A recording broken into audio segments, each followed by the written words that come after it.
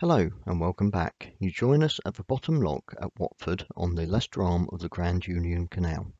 The locks here are manned by volunteers, and after booking in, waiting a few minutes for it to be our turn, we are heading up through the first of the 7 Watford locks.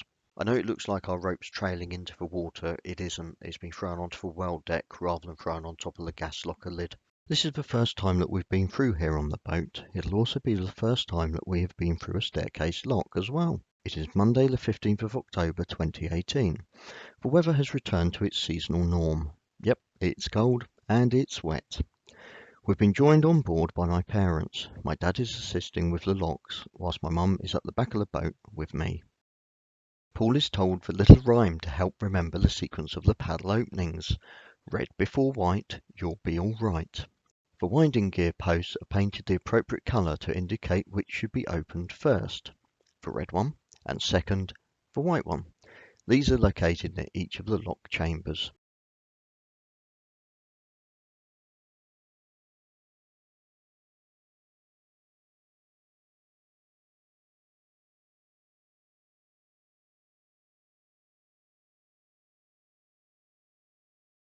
After an effortlessly smooth entry into the first of the staircase locks. Yeah, let's just pretend that didn't happen. No one noticed. The volunteer lockkeeper was very kind, scoring 7 out of 10 for effort. The front gates are massive. I'm reminded of the deep lock at Bradford-on-Avon that we went through on a boating holiday. Although that was a wide lock, the narrowness of this lock and the height of the gates. No wonder Paul wanted to be operating the paddles.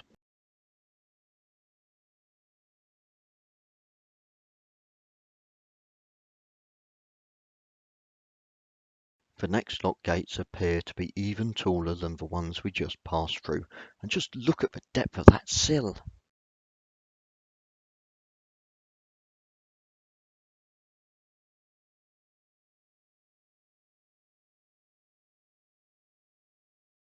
A smaller single lock gate marks the top of the staircase locks. There's just one more lock to go, Watford top lock, and we're done with locks for a while.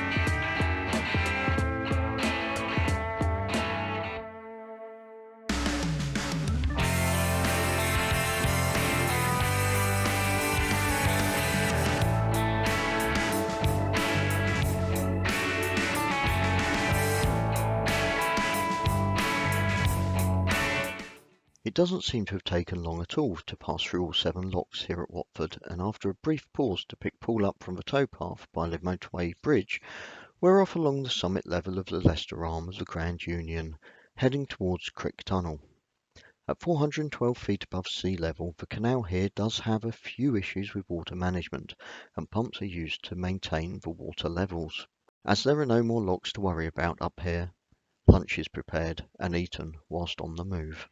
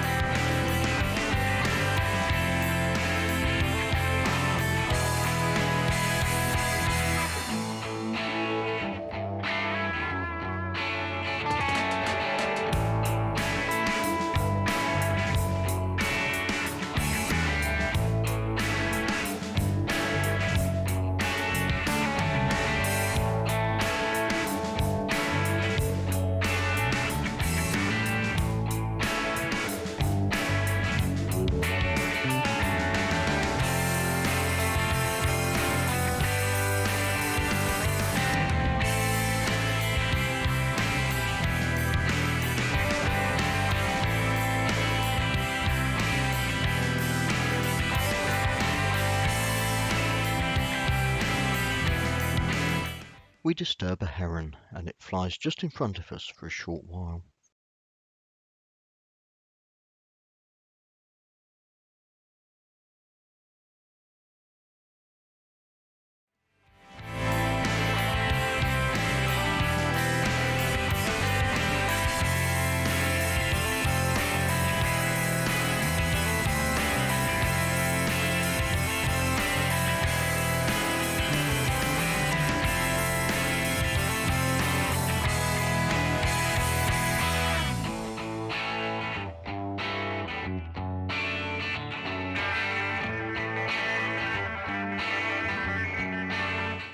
Crick Tunnel is 1,528 yards, or in new money 1,397 metres long, and was opened in 1814. Can you see the light at the other end? Are you sure that's the other end of the tunnel? Now, one amazing fact about this tunnel is that it does not have two exits. There is only one. However, there are now two lights, and one is heading towards us.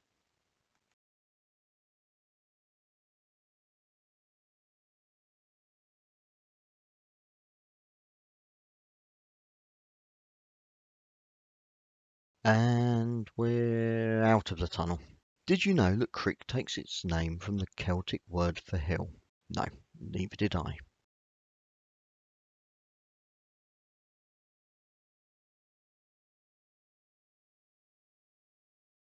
If we thought the tunnel was wet enough, but weather is disagreeing with us. Just as we pass A, B and B at Crick Wharf and then the Moorings pub, it starts to rain. Under the bridge and on the right hand side we pass the first of three entrances to Crick Marina.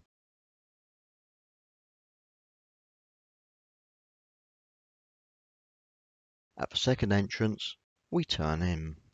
Here we go. I've never had to reverse a boat onto a pontoon mooring before. It's a bit of a tight squeeze with that boat next to us. Amazingly, I managed to get the boat into the gap without hitting anything, and so smoothly that no one can quite believe it. Must have been first time luck. And there you have it. We've arrived here at our winter moorings at Crick Marina. So, if you've enjoyed our journey, please give us a thumbs up. Feel free to comment. It's also free to subscribe, and if you click the bell icon, you'll be notified when we next post. Thanks for watching.